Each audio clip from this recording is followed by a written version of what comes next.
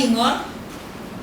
As James said, my name is Alice, the country director for Food for the Hungry. Most of you know me, and I am here on behalf of the Rwanda partners, to welcome all of you here. Today we are really honored to have our project coordinator with us, Professor Emery. It is her first time, I think, to visit us since we started this project. So it's a great honor. Feel at home. Rwanda is very beautiful. We have beautiful people, and we like people, as you are going to see and experience in the 3 days or 4 days that you'll be here. I want to recognize all our partners who are here, RAP, our partner here in Rwanda, and other partners of Upscale. I also want to recognize the members of MAC who are present today. I also want to recognize the farmers and the farmers' representatives who are with us today, and also my colleagues from Food for the Hungry who have put a lot of effort in making this meeting a success. Thank you so much, and all of you feel welcome and feel a part of this meeting.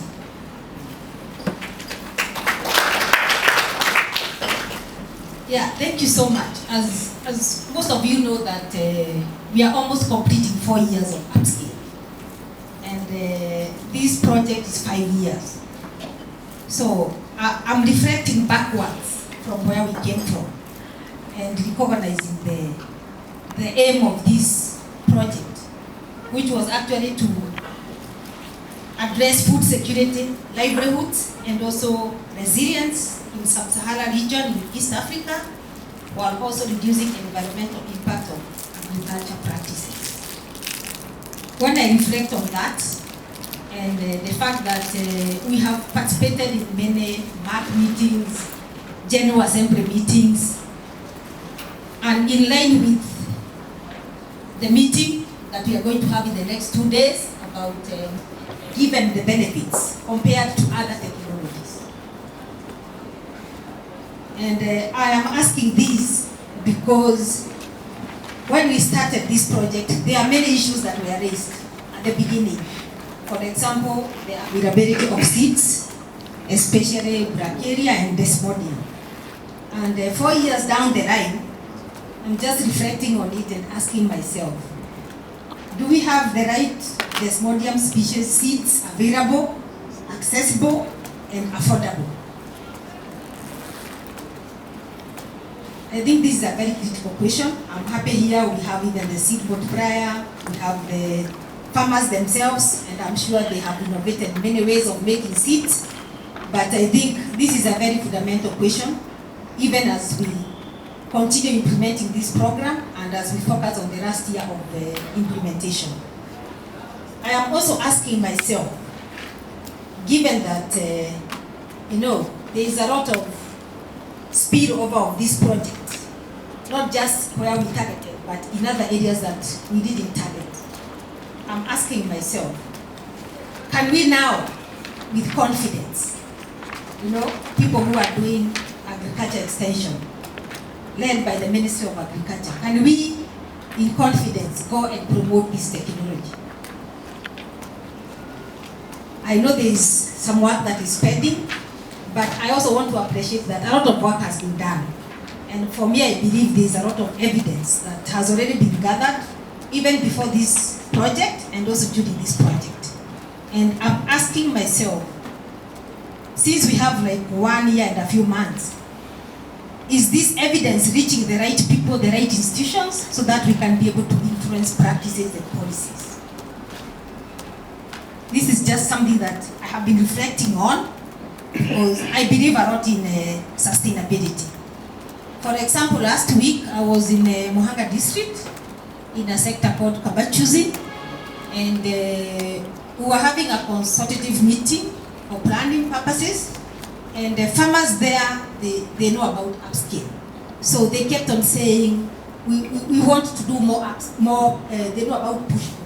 They kept on saying, we want to do more push-pull.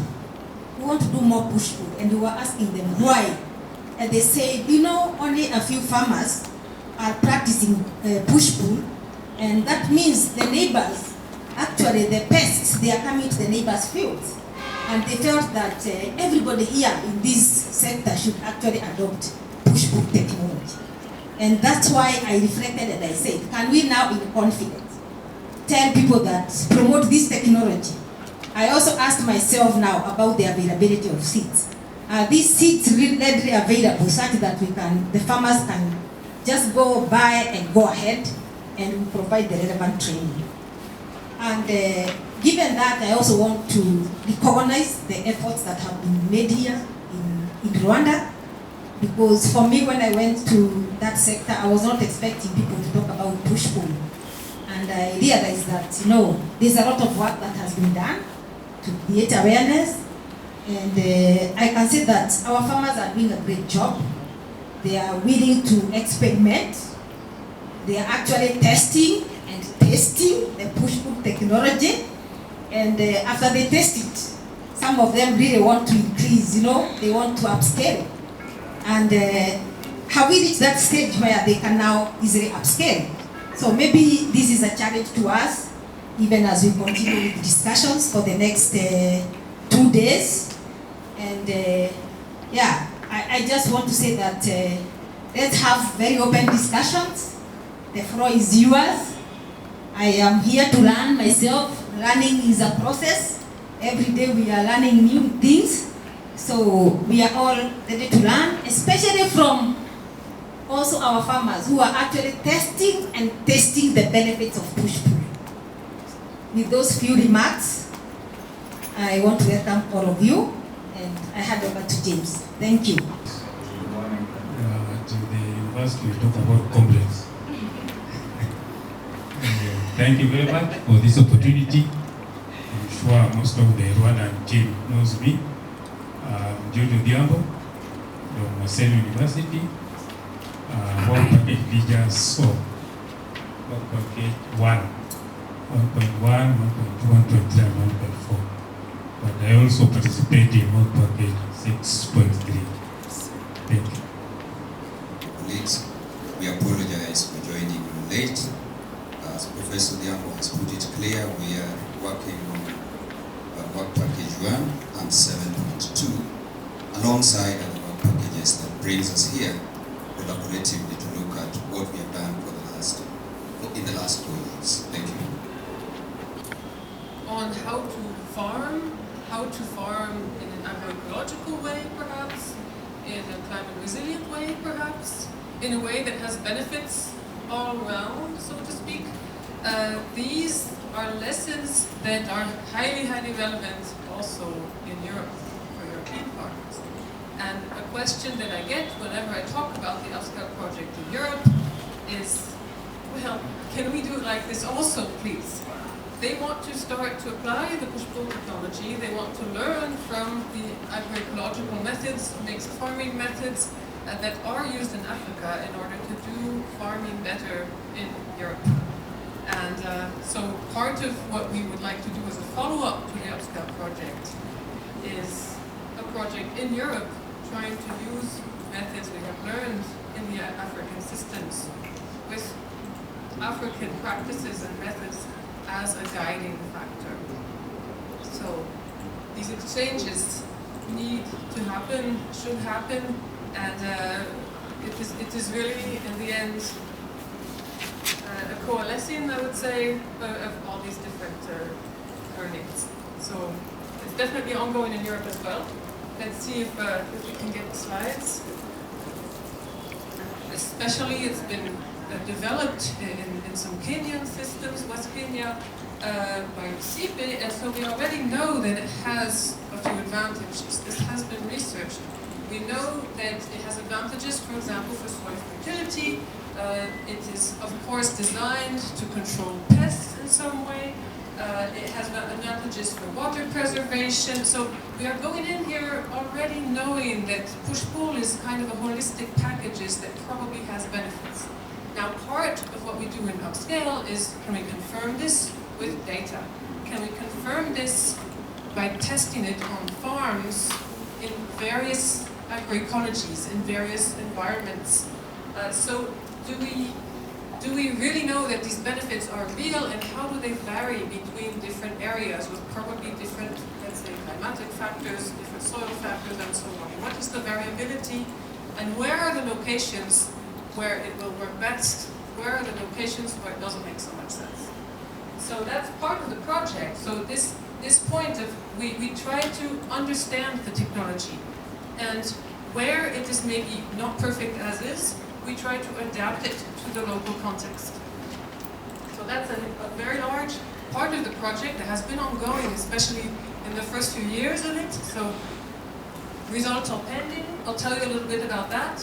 And on the other hand, in the project, like Alice was saying, an idea is to catalyze the adoption of push-pull. Since we already know from the previous project, it's a good measure. And how do we refine the insights that we have about the technology in order to give these insights in a rational way to the people who can make a difference? Change the slide. So just to give you a very quick walkthrough of what we have been up to. A lot has been going on. We won't go into the details here, but we have collected data across 5 East African countries, Rwanda included, of course. Over 160 fields have been directly sampled, and many more of these are being used for trials, especially by farmers actually testing these things on their fields. There have been over 1,500 households surveyed in initial surveys, midline surveys. The endline survey is coming. We have mother-baby trials that are ongoing. I think we will see this in the field visit in Rwanda, for example. Also further intensification trials going on at Hub. There have been, I think, to my knowledge, 24 farms testing mother-baby trials in Rwanda, but possibly I got the wrong number. With several seasons of that going on. And the idea of these mother-baby trials is, how do we take the technology, the principles of it, and expand it? How can we mix it up with other crops that might be even more relevant for farmers to use, for example? We also have from the project lots of maps, high resolution, also climatic modeling we've been doing, and some synthesis work, which is actually part of the focus of today's social-ecological model validation. So that is all in process.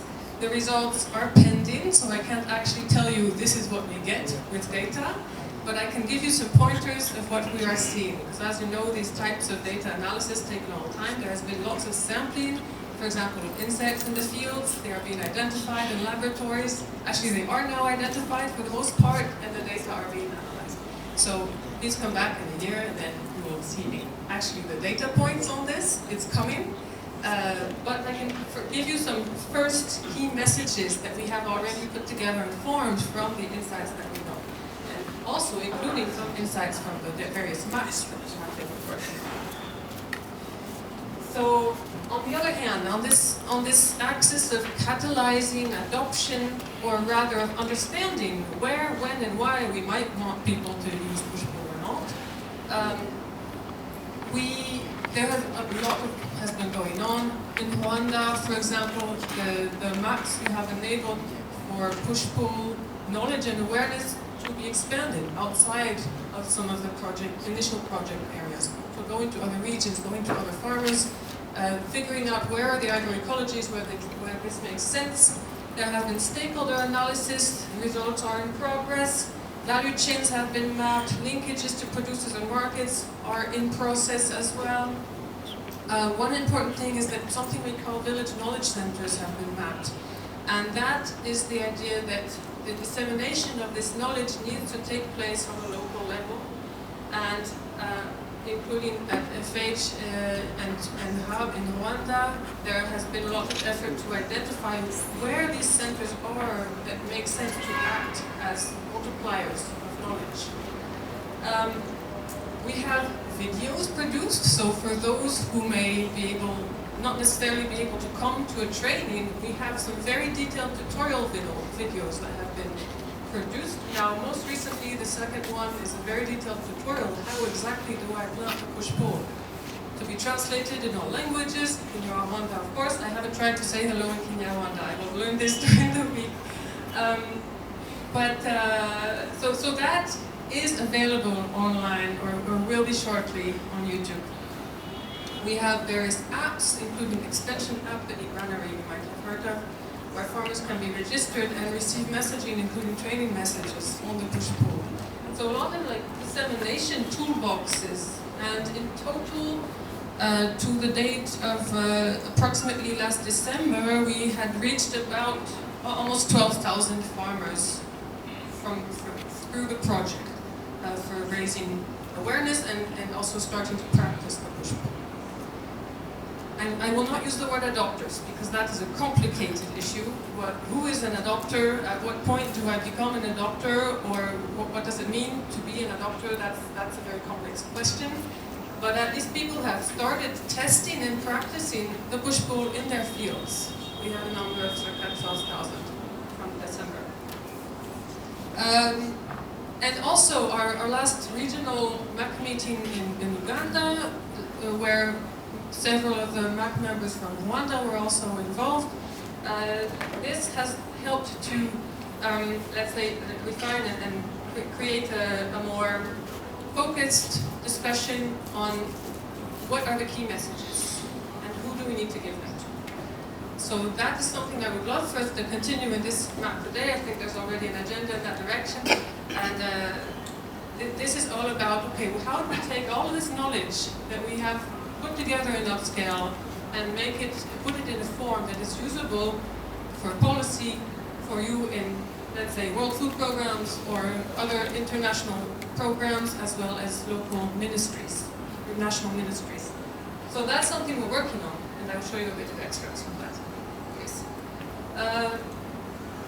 Just some illustrations. What is out there? What is available? If you need to know anything about push-pull, you Google Upscale Knowledge Exchange Hub. Lots of documentation there. It's all up there. Lots of tutorials, documents, and so on. And also, I would recommend in the course of this meeting, do enter in Google YouTube Upscale Age 2020. You will see the videos we have put together, and you can directly hit subscribe, of course, and see what is out there in terms of knowledge and training materials. Next, please. Analysis from the project. Here we have amounts of different nutrients. The phosphorus is highlighted in yellow. We were getting differences across the 5 countries, and these are also compared then between push-pull and non-push-pull fields, among others. So these data are coming in and currently being analyzed. And what you see here, for example, is the range, the average range for Rwanda. We had 33 ppm in phosphorus. And you can compare these to the ranges in other countries. What does this mean for soil fertility?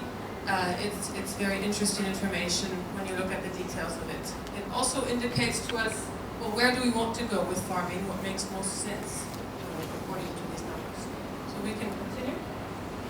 Now, I wanted to give you just some small insights of one of the work packages, work package 5 in Upscale, which is looking a lot at climate models and climate resilience. And some results are coming out from that already, in that there's a long-term data set. This one comes from Kenya, where push-pull fields have been compared to controls over a 10-year time frame to see what happens over the long term. And what we get from that is that, yes, the push-pull was more effective, particularly when high temperatures come along. So when we have a situation of heat waves, that is a good idea to have push-pull in. These effects are not necessarily something you would see on a day-to-day basis when practicing push-pull in your fields. It's something you see over the long term, but has huge relevance, of course, for resilience. This effect happens not just by reducing pests and striga, but also through soil fertility and microclimate effects, so it's a huge impact on soil fertility for the climate smartness. It's also not a silver bullet. It can't change the weather, but the idea is that push-pull makes you more resilient under conditions of bad weather. or when there's less rainfall in particular. So it's an effective way to increase your resilience, essentially, over the long term as well. It reduces the impact of dry spells. Well, that was just some extracts of results that are coming out. And what we are trying to do now is put all of this into a summary that is usable for you outside of scientific numbers. So what we are doing is, on the one hand, we have already put together a video which was actually shared at the Agricultural Ministerial Conference in Italy. So this is a high-level ministerial conference that was organized last year, and this video was shared from the clustered insights from Upscale and 4 other European projects taking place in sub-Saharan Africa. So this is a meta level of the project insights for ministries. And that video actually can give you some interesting overarching insights and policy recommendations. I do recommend to take a look at that. As mentioned, it's on the YouTube for Upscale. You will find it. And what we're also doing is putting together these key messages. We have key messages of the benefits to farmers from push-pull. That is already put together and is backed up by scientific evidence for every point that we are making there. Next. We also have outlined the benefits to investors of push-pull, of investing in something like push-pull or parts of it. This is also backed up by evidence. Next. Benefits to NGOs have been listed as well. Why does it make sense for an NGO to invest into the sustainability of push-pull messaging, for example? Next. And finally, we are putting together key messages for policy. And that the essence of that message for policy is that it is a good idea to mainstream push-pull technology in policies, national and international level. And we also highlight various axes by which this can take place most efficiently. And for policy, it's important to have a short list of the benefits. It's right there. You can use it. Next slide, please. Thank you. And we also outline recommendations of what directions the actual actions can take place at the policy level. And these include things like including PPT in national agendas for agricultural practice and for animal feed production as well. They include including the PPT as part of international and national policy for carbon sequestration, of course, and for ecosystem service provision. Desmodium seed certification is part of the key recommendations as well. We have the recommendation to include PPT in extension training mandates and in curricula for schools and education, as well as looking into certification pathways for PPT farmers. Can they get a premium on the produce done with PPT?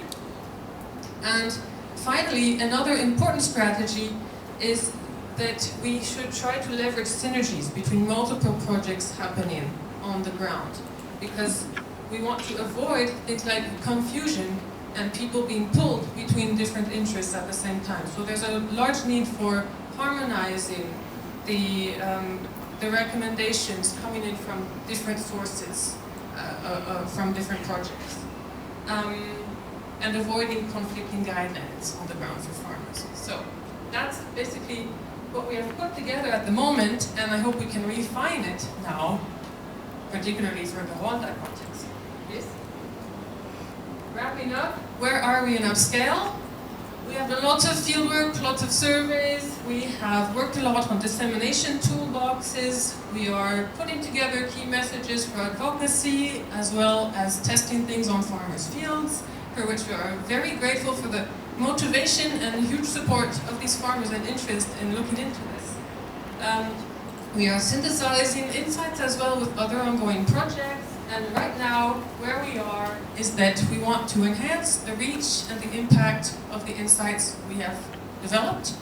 And especially, as Alice was mentioning, we are 1 year to the end of Upscale, And that means we want to create something that is sustainable beyond the project end. And that, I think, can be the main focus of the MAC for this occasion. How are we going to make sure that what we have learned in Upscale can be taken up over the long term by the various groups that need it?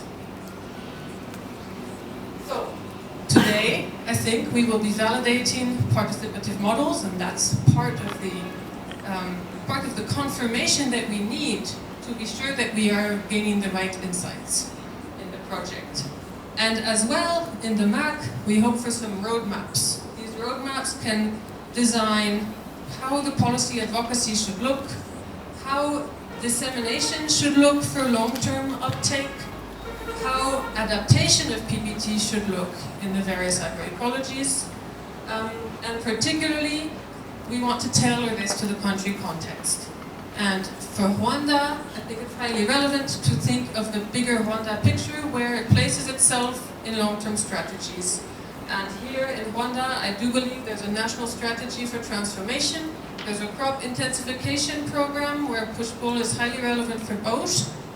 And this also matches with some sectoral strategies that are ongoing for meeting the UN Sustainable Development Goals. So this is all feeding into the big picture for Rwanda, national and international policies, as well FAO, World Food Programs, and various food systems initiatives. So this is all we hope to be inscribed into these over the long term. A very long opening statement. I hope that we can have some very good discussions today. Thank you. And we separated them based on whether they function at the local farm level, whether they are functioning at the larger landscape scale, or whether they function at the regional scale. And within the local, the farm level and the landscape level, we also separate them on whether they represent the agronomic system around push-pull, the economic system, and the social system. Some of these variables, of course, operate across scales. So you will see them in different spatial scales, but also in different sectors, both social, economic, or agronomic. And we ended up with these 6 subsystems. So 3 for the farm level, 3 for the landscape level, and 1 then for the regional level system. And the idea is that what is happening at the local and landscape level informs the direction of interactions at the regional level. So we run 6 subsystems, local and landscape. We see what the outcome is, and this informs the regional level model. But you don't need to worry about this too much at this point.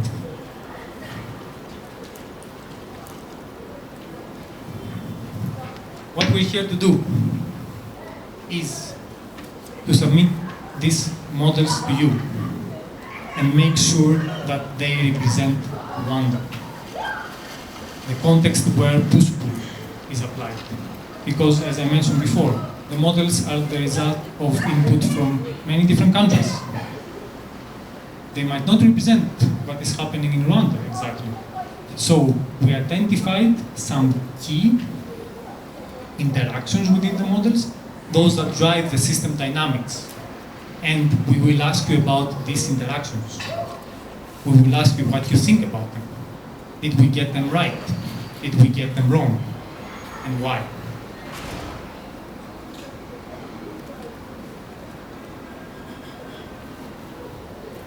You might remember from our previous interaction, we were asking you about how one variable affects the other.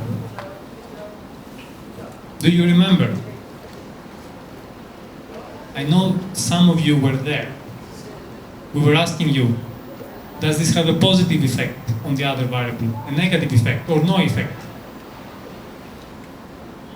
So now we took this information and we represent it graphically. We have arrows not be using this, but something like this,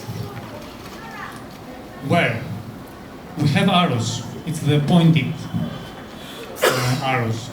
Those represent the positive interactions that you identify.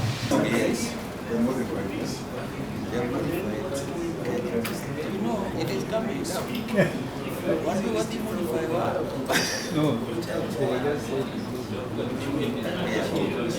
The farm model. So we're interested in how a farm works. That is an average Rwandan farm in the area where push-pull is applied. Okay, it is one farm. What is happening within the farm. And in this case, we're interested in the agronomic aspects of the farm functions. We assume that there is a limited amount of natural resources available for a farm. Resources like water, like soil, amount of land, these are limited. This is what is putting the ceiling in the functioning of the farm. And because of this, we are interested in intensification. Here I need to make a very important distinction. We have conventional agricultural intensification. This is what most people, let's say, in more non-smallholder settings think of intensification. Increasing the amount of input you put in. Input like chemicals, like pesticides, fertilizers, machinery. This is the conventional agricultural intensification. When we talk about intensification, we talk about this. It is external inputs. There's another kind of intensification, it's the ecological intensification. This we treat separately. We have push-pull, we have agroforestry. How does this conventional intensification affect the amount of push-pull in a system, in a farm? So, the question is, if a farmer increases the amount of external input that they put in their land, chemicals, like pesticides and fertilizers, if they increase the use of machinery, how does this affect the land that they dedicate to push-pull, if at all? Here, we assume that this relationship is negative. So you can see intensification here and land under push-pull here. And the interaction that goes from intensification to land under push-pull technology ends in a ball. This is a negative. So our assumption was, as the farmer increases their external input, they are less interested in using push-pull. The amount of resources is limited. Limited land, limited water, limited soil, so increased conventional intensification acts as a competitor to push-pull. Hence the negative effect from intensification to push-pull. We want you to tell us, do you agree with this? Or do you disagree? If you agree, you raise the tick. If you disagree, you raise the X. Please discuss within your group.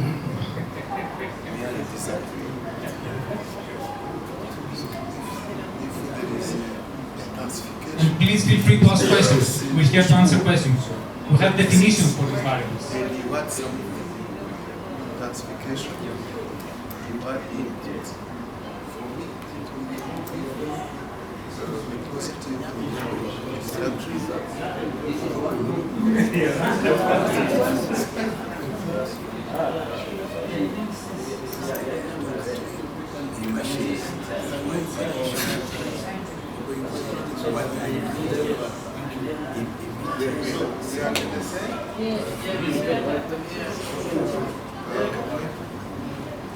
So, classification negative Positive correlation. Positive interaction.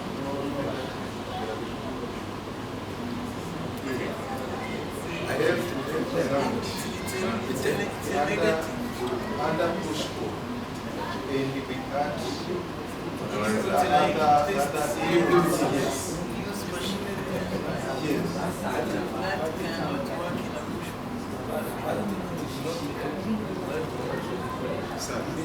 you say intensification. We have a plot which is under push pull.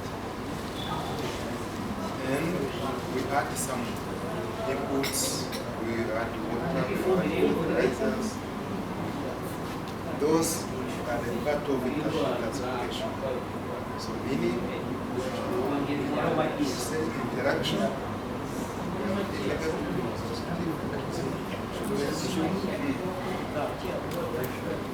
With the limits that there are within the farm, if a farmer wants to increase how much land they dedicate to conventional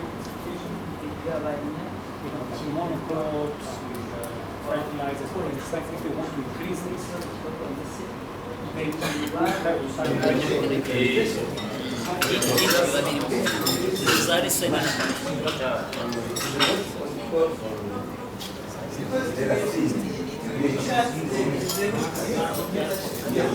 This is what we assume. I understand that some people agree, and I understand that some people disagree.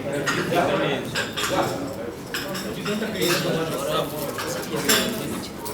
if you want to bring machine, some farmers have to cut trees. This would lead that legislation leads to less agriculture. Yes. It doesn't have to be the case in all farms. But even if it happens for it's still a negative effect overall.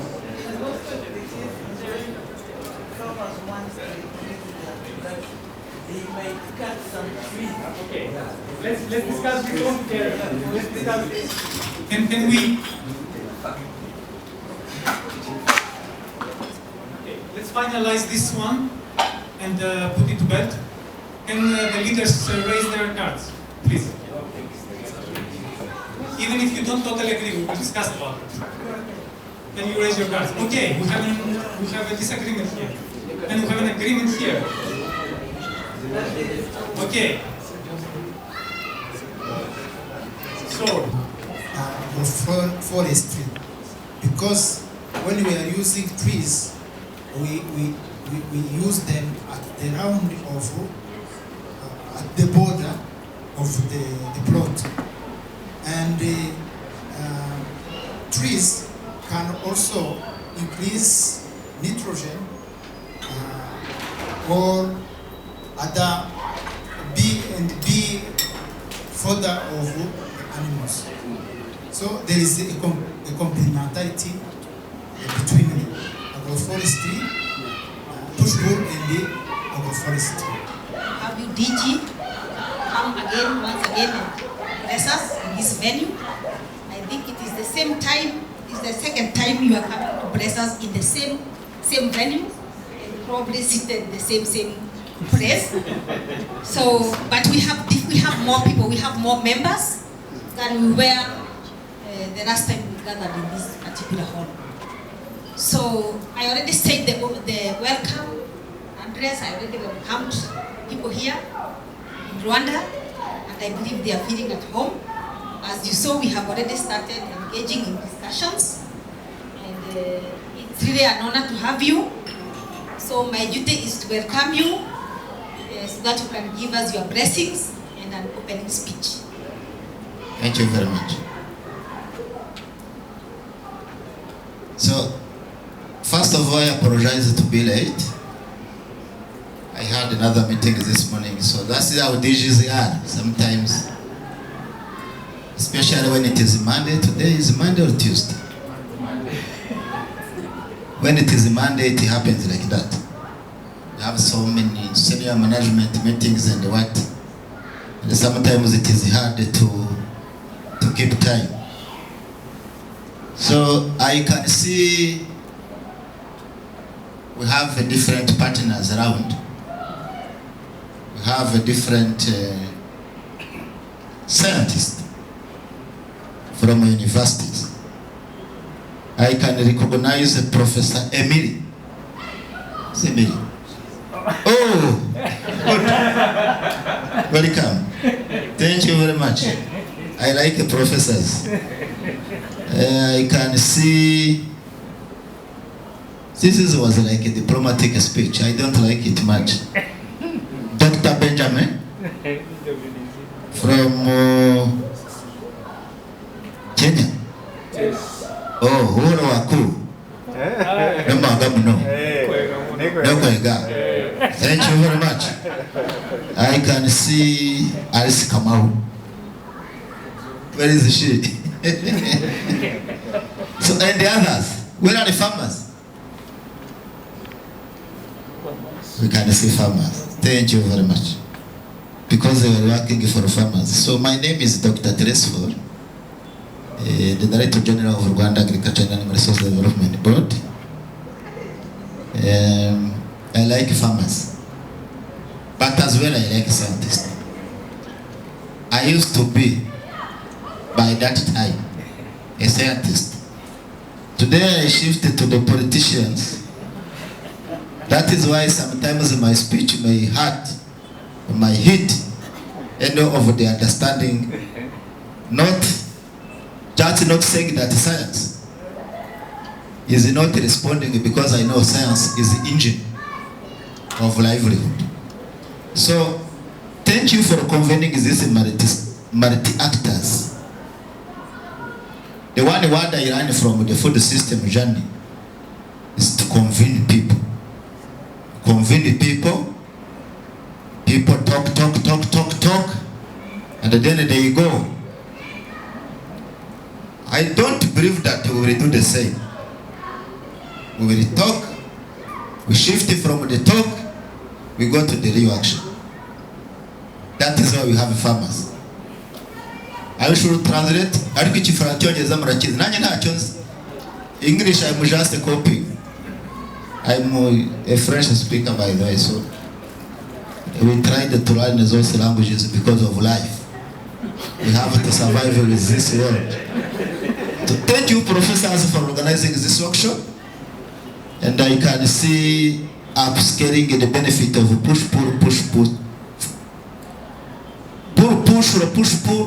whatever you start. What matters is the benefit. So I remember I have been here, as you said, 2 years back or 1 year back? 1 year. By that time, it was upscaling. Did you upscale? Well, we try to think about it. So, we are here as farmers, scientists, researchers, policy makers, and all of us wanted to talk about the push-pull technology. I don't remind you the need of push-pull, you know. But I remember some scientists in Iraq have been telling me before that this technology is wonderful and is good. It was like 2 years back, 3 years back. But now, food for hungry or food for who? I say Hungary, my daughter is in Hungary, so I'm just mixing up the dreams. So now the food for the hungry is now championing the implementation of this. I'm sorry I did not visit your site, but I remember the Gatsibo. When I saw the program, I found again Gatsibo. I thought maybe you are in Karongi or in another site, but that one will be discussed. So, my remarks or my question is simple. Thank you, the team, for preparing me the good speeches. It is wonderful. I keep this for maybe a regional conference.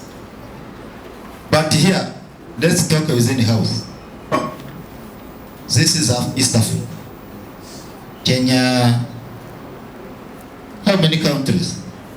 5. Yes, I'm not working in foreign affairs, so I may not even know the numbers, but at least I know Kenya, I know Uganda, I know Tanzania, I know Rwanda, Ethiopia, and I know others.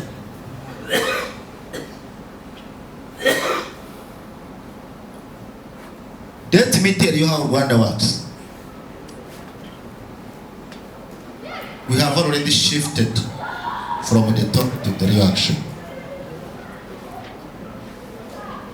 Someone has been saying this project is closing. Is it closing or is it starting? Upscaling, is it starting or is it closing? I'm asking you, you said you are in the PI, the focal person for Rwanda. Is upscaling closing or starting? It is ongoing. 1 year is remaining for closing the project. It was how many years?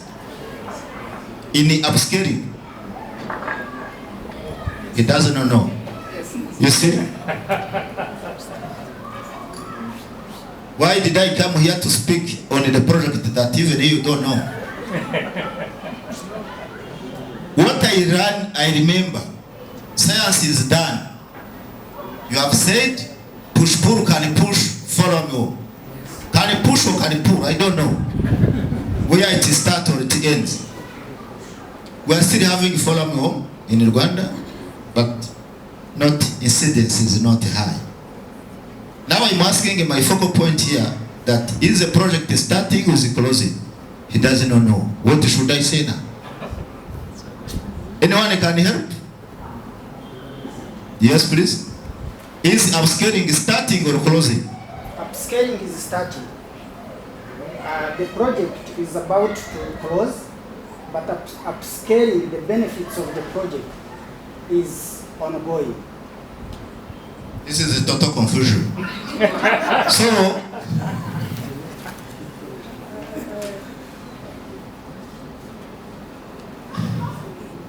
it becomes hard for me now. But let me simplify it. Thank you, professors, for the knowledge. Thank you, scientists, for the knowledge. But farmers, are you happy? You are still closing or still starting? Are you at which stage? Mugeze?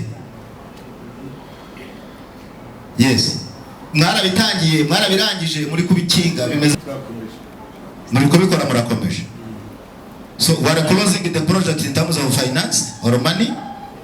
And also for these very, very important and constructive comments that you have made. I would like to highlight that Upscale, the goal of Upscale is to start to upscale perhaps, but most especially it's to identify how do we upscale in the best, most efficient, most fair manner, and how do we do this in different regions with different priorities. So that I can say that we have come forward with. And what we are creating in Upscale is a set of tools and knowledge that we hope to give to organizations who continue to act on the ground to actually implement the guidelines for upscaling. That is what we have done in the 4 years of the project. We have 1 year left in which we want to make these guidelines as efficiently usable for you as possible. And we want to streamline, we want to validate them, we want to ensure that they are correct and that they will be useful for you for the long term. Following which, we very much hope that RAB will continue to implement all of these guidelines. You have agronomic numbers, you are testing all of that. The data are being put together into synthesis and into results that you can use. Yeah, that is very good. You can see how to engage the youth in as a vehicle of disseminating this. You have to shift from this old man like me. This is the old man, is this old man, is this. So it can't take it. You have to shift from this old man to the youth. We wanted to see, but because most of this is the extension services. So we have been struggling with extension in our countries. You go to the old man, you teach, tomorrow it is, nothing is coming out. And then we still with the public extension services. We wanted to work with the partners like you and the others, how to generate a private-led extension system.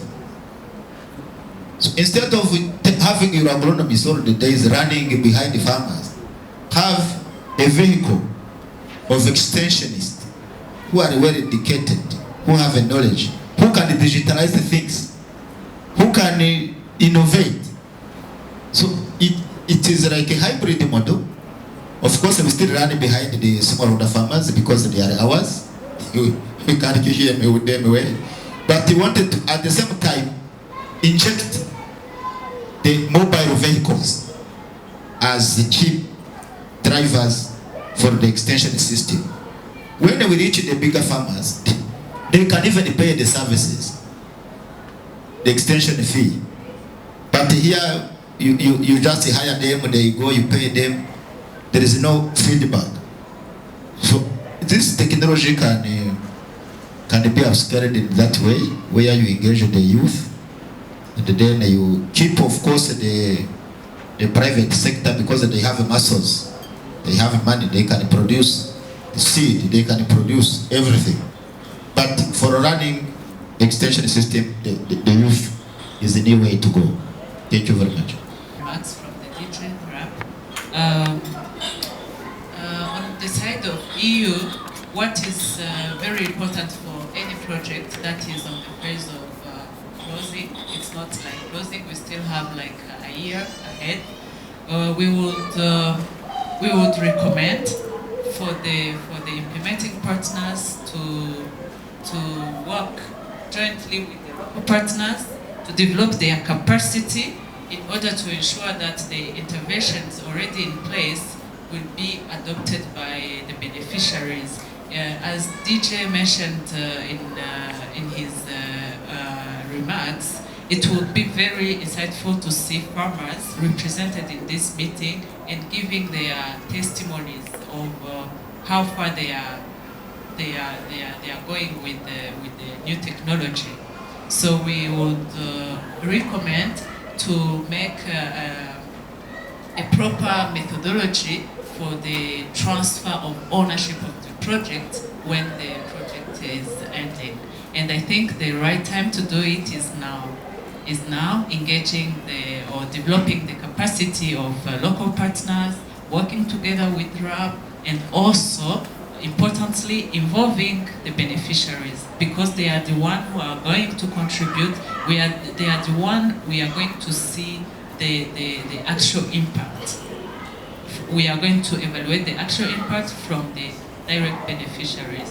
Thank you so much. Yeah, just stay in a brief, it can be done, but I know my farmers, it will never be done. Let's see how to make tools. Tools in coordination. We stay with 1 year. You will make the, I have been saying the vehicles, of course, but within the communities, you can make the groups and the blocks. You inject money in those guys, and then when they see something is happening, they can even sell by themselves to others as any kind of profit. So, but even in infrastructure, when you go, in infrastructure sometimes becomes idle. Now we are thinking about this push-pull theoretical thinking. You believe that farmers will continue with those, even if when they are not seeing it by their own eyes. But when you create the groups, you can organize those farmer promoters. There are so many. They make we can call them hubs, small hubs, in a different district. And and then you make a contract with them. If they achieve this, a project like you can do it. For me, when I go to do those contracts, I'm constrained by the procurement kind of. Of course, you know you have procurement, I know, but they are not very tight like those government ones. So we can see how you can hire them in hubs. There are the hubs of farmers.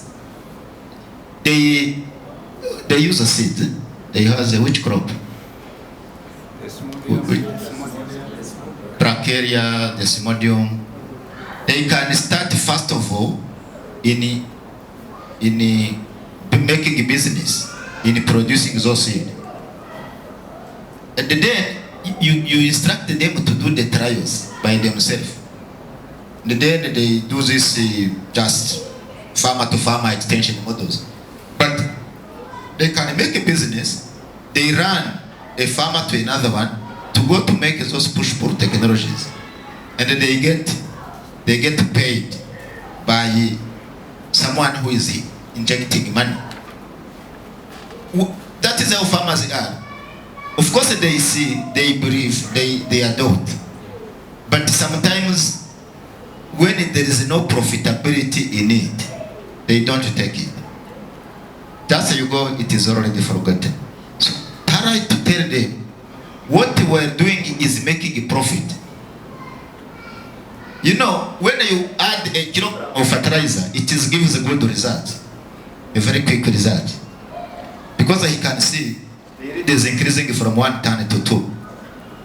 But convincing a farmer that push-pull technology will increase yield. Did you succeed somewhere? That farmer can believe in it in 1 day? It will take years. But at least, I don't tell you to go to trigger the follow-me home in the neighboring farmers. Those are researchable kind of thinking. When you this control and the non-control, you say, oh, you see in your neighbor that you have been adopting push-pull. This guy did not, and then the follow-me home here is too much, the yield is low, for you it's good. Push-pull reach from one district to more other districts, like you see. By demonstration from the pictures, you can see how we were before and how we are today.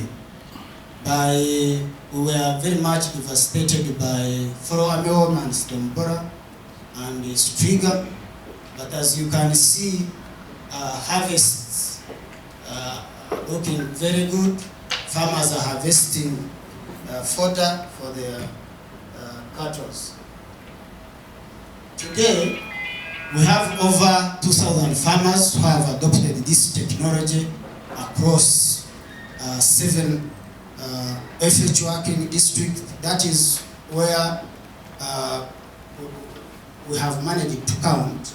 But there are other districts where RAB is putting trials, but we are also mapping them. We have so far 25 learning sites and 105 demo plots where farmers come together to learn, but also for demo they are becoming part of comparison from what people who are not doing it and people who are doing it to see the difference. Because some that have adopted are benefiting more, and those that are not, those who have not adopted are seeing that they are lagging behind based on the fact that the farms of adopters are not much attacked by the pest. We have conducted different promotion events like road shows through schools and other public gathering to bring together the communities, and also were displayed the information of push-pull technology. We have introduced push-pull technology to schools, given that it is important to introduce this agroecology or climate smart practices to younger children so that they are able to reach their parents where we are not able to reach. Because we can use mass media, we can set the demos, but there are homes where we cannot reach. But if we go to schools and this information is taken from school to home by school children, this information will spread very fast.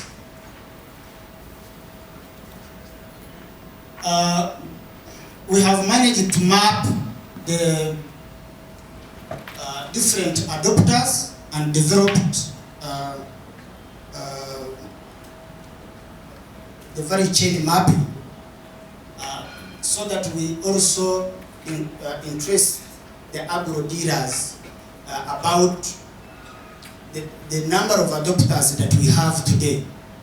Because some of the agro dealers did not have the smodium seeds in their store, given that the information they had was that there are no adopters, there are no farmers of push-pull. But after mapping the value chain and adopters, we managed to develop maps and distributed the maps to agro dealers so that they are able to see the adopters that are surrounding them. This has motivated some of the agro dealers to have the smodium and brachiaria seeds in their store so that farmers can have them from the short distance. Yeah, we have created 7 village knowledge centers where this technology is becoming, these village knowledge centers are becoming the hub of the information. If the farmers are like willing or committed to adopt, where would they run to get information? If they run to these village knowledge centers, what are they getting from there? So we have distributed brochures, we have trained these village knowledge centers so that when the farmers come to these village knowledge centers, they are able to get all the information they would get from extensions about push-pull technology. They would also go with a full of information from the brochures that would help them to get to know much more about this technology. So these village knowledge centers were are set and are having full of information to share to the farmers. Also, 15 nurseries of demonstration of Desmodium were established by farmer groups to become the source of push-pull planting materials as an alternative. Because of the shortage of seeds, we realized having nurseries would encourage farmers who are willing to adopt by going to the nurseries, have the vines and plant them actually for free, because these farmers are distributing to the fellows who are willing to adopt on free cost.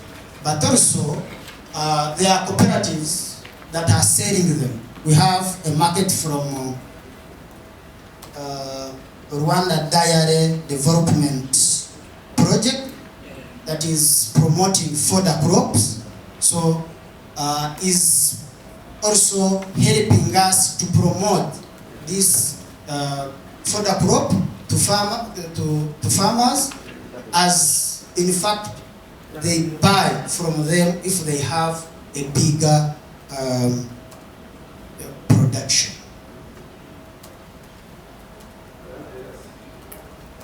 This is a a value chain mapping that we had established across all districts where push-pull is. As you can see, we have village knowledge centers in the map. We have mapped them, they are there. We have agro-dealers, we have PPT adopters, we also have existing region, like in the blue, we were in small part or small in area, few areas. But if you can see from the new reach, we have expanded broader to other districts.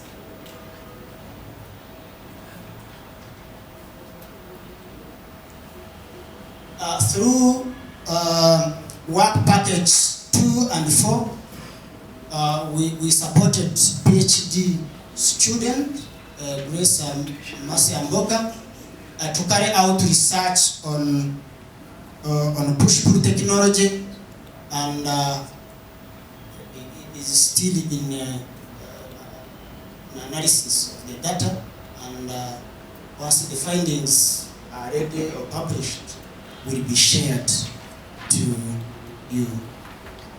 We have also, through work package 6, managed to integrate other crops into push-pull technology, like beans, soybean and tomatoes alongside maize value chain. And this has been observed to defeat black aphids in beans. So the farmers are testifying, they are giving testimony of how they were able to chase the black aphids using push-pull technology. We have set mother pepper research trial in 3 agro-ecological zones, Gatsibo, Muhanga, and Ngororero, where 4 treatments are now underway. With 2 babies, actually we are having 8 baby trials in farmers. Ongoing activities, like we all know, we are coming to an end of the project financial-wise, but the activities of the project will continue based on its benefits. Therefore, we are drawing the sustainability of the technology through synergy of stakeholder coordination, bringing them together, learn the way and how the benefits can spread over to other farmers who have not got this chance yet. We are integrating push-pull technology into existing decentralized extension models. Like Food for the Hungry today, we have what we call participatory agriculture cascade extension. This is a model that is using 15 farmers together who are having neighbor farms, put a demo together and learn from one demo plot, and these cascade group members go and apply what they have learned from one demo to their farms. So this is happening across all the areas where FH is working, and this push-pull technology has been integrated into that model that reaches nearly to all farmers. We are also initiating peer review approach. It can be adopted. The technology can be adopted very fast and wide. Thank you for your kind attention. And a policy brief based on the evidence that we have we will work bilaterally with James Mugisha until we agree and share this information with our partner in Serbia, that is Innocence, and then these outputs will be published in the project website. Now, after my presentation, bear in mind, for a policy brief, we need a call to action. So I'll be asking you to formulate the call to action based on the information that we have. You can get to the next slide on the stakeholder analysis. Now, quickly, we know about push-pull technology, and in Upscale, we aim at addressing critical challenges such as pest infestation, soil fertility, as well as low crop productivity, as has been alluded to this morning and yesterday in our various discourses. Now, Upscale as a project is helping us to address these challenges, and our aim is to promote sustainable agricultural practices. Next slide. Now, we conducted a stakeholder analysis for the Rwanda multi-hectare community of practice. This was led by FH, and I present you the feedback here. Certain statistics of interest: 20 participants were engaged in this exercise. And if you remember the DG yesterday challenging us to have more women, it is evident here, out of 20, only 3 women were able to participate. So we have a challenge here to be more inclusive in terms of women involvement in these engagements. In terms of key stakeholders, you can see organizations represented. And my appeal to FH now is that are there stakeholders in the MAC who did not participate to give their voice? If the answer is yes, I would appeal to us that we extend this information. However, this feedback was already presented in a deliverable that is now with the EU for validation. That is deliverable 1.4, which is midterm assessment of multi-hectare transdisciplinary co-construction processes within multi-hectare communities of practice. We delivered this in February this year. We know in the next round of reviews, the EU will look at this. So we have an opportunity to improve, particularly that ratio of women involvement in the multi-hectare community of practice. These stakeholders had several of these roles, and on a good note, the average experience in agricultural work is 10 years, so you have a lot of experience that should be harnessed to improve our situations. The next slide will be presenting to us certain indices based on this feedback, so next slide. Now, there are 4 ratings that were conducted. One is interest of members, and so you gave us the feedback. 90% or 5% of you had very high interest in continuing engaging in the multi-hectare community of practice. And this is good to write on, so that when the project funding comes to a close, we shall not throw away these thoughts that we have generated in Upscale. Remember, the DG gave a prophecy that if you don't do things right, when the funding ends, all the ideas will go with the funding. Yes? So can we prove him wrong? Hello? Yes. Can we prove him wrong? Because of our interest. And of course, impact rating, this was high at 75%. Benefit rating, all participants felt PPT and Upscale have benefits that they can relate to directly.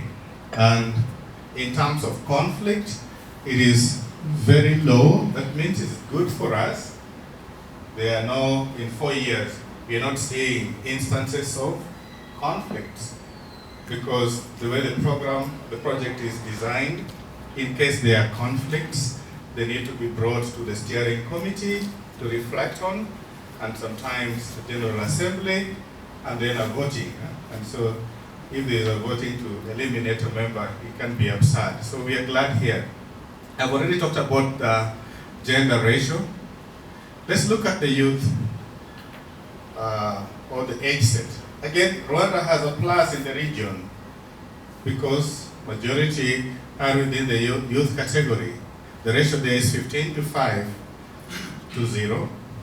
And so in terms of continuity or sustainability, when many younger generation of participants embrace and show those impact ratings, interest ratings, and benefit ratings, then we can carry this to the next level.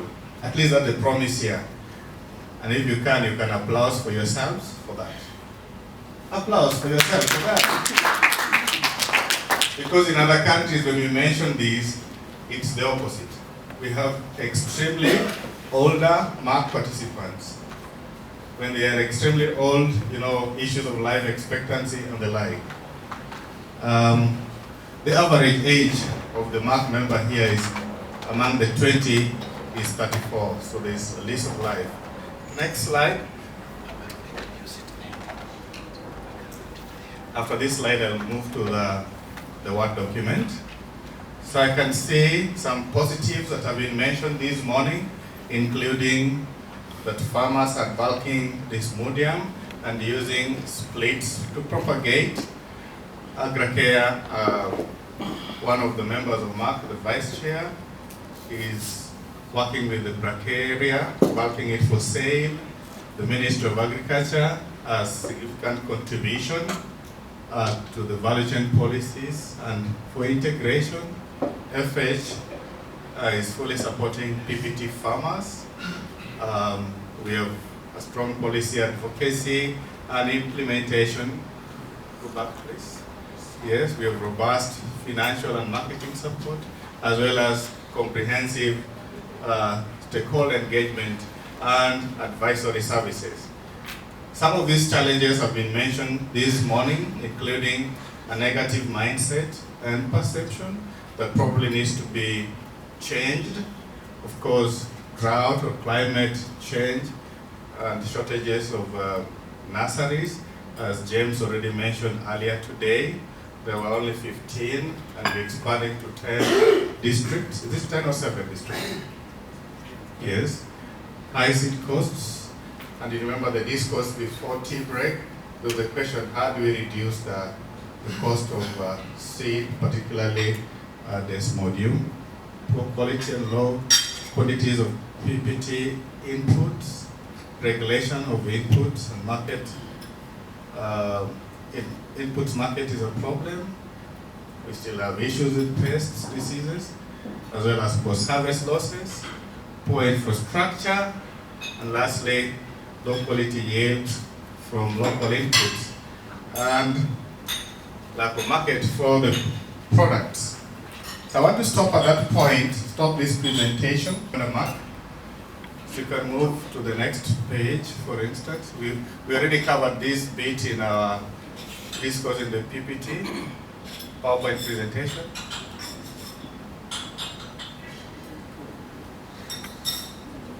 Yes, so it's up slightly. There. Can you try and enlarge so that it fills the screen?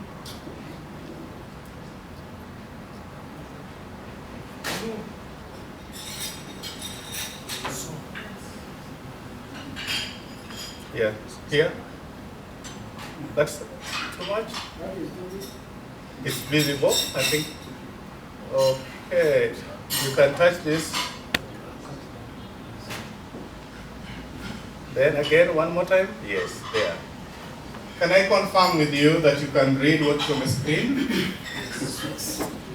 Thank you. So you're going to help me. This data was put up by FH.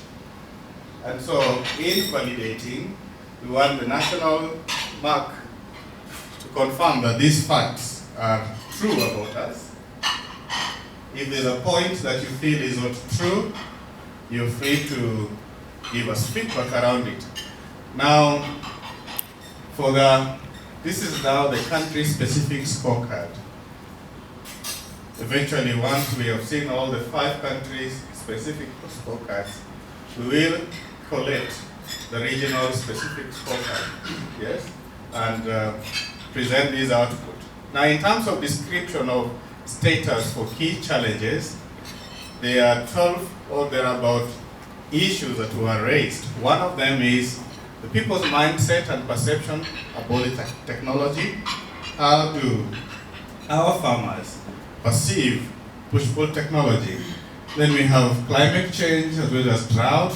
There's a high initial cost of inputs for push-pull technology establishment, shortage of nurseries, shortage of seed merchants for push-pull technology inputs, high cost of desmodium seeds, shortage of push-pull technology inputs such as desmodium seed, poor quality and low quality of the inputs, poor infrastructure, especially accessibility of inputs, regulation of the input market is a problem.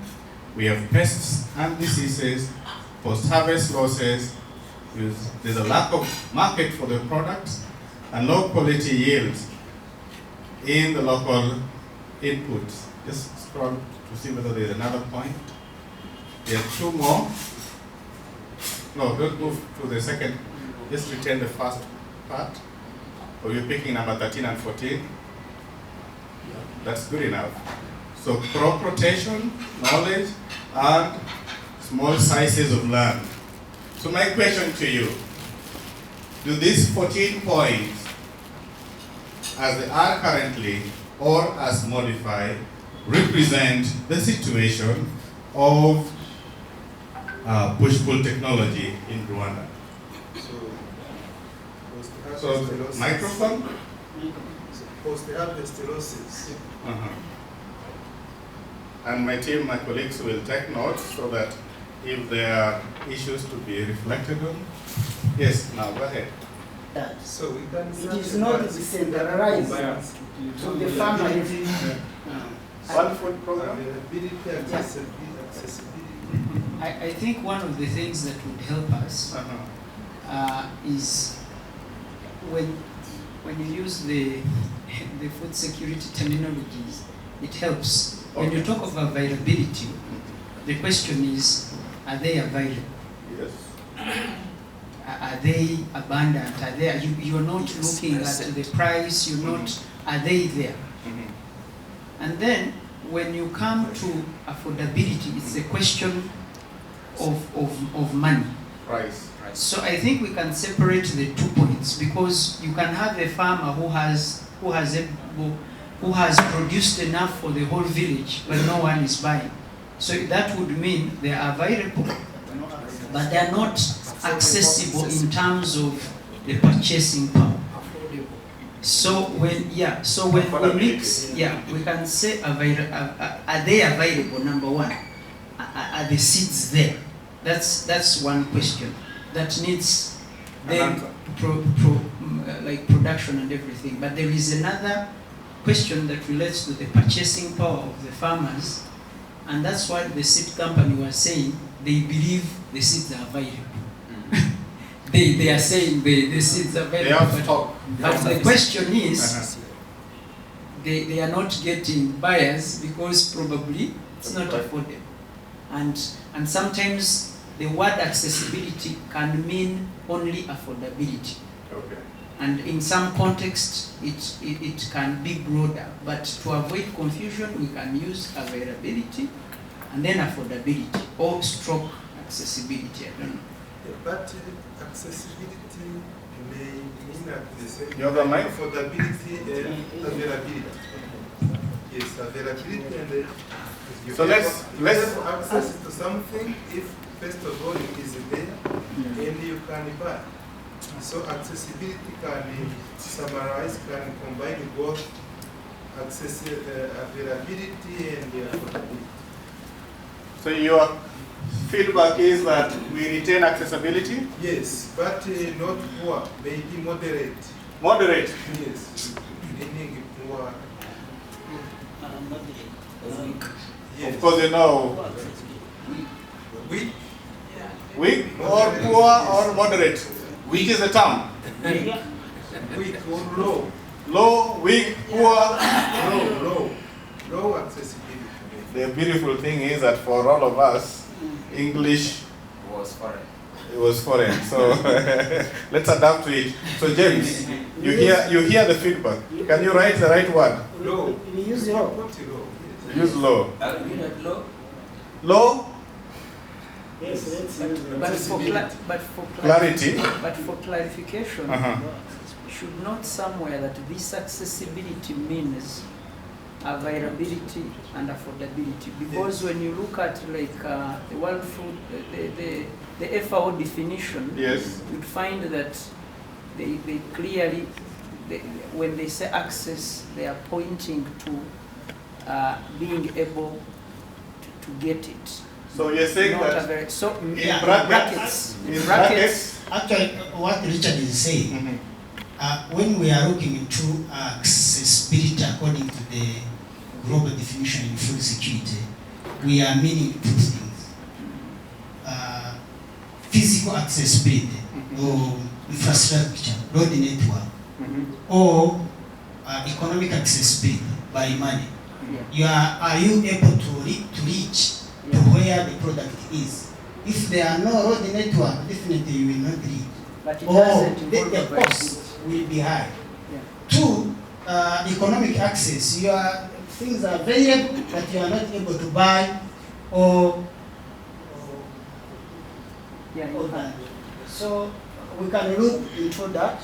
So can you write, now that you want it to be agreed to, I think one item has lost power, but can you put in brackets, accessibility means affordability, availability and affordability.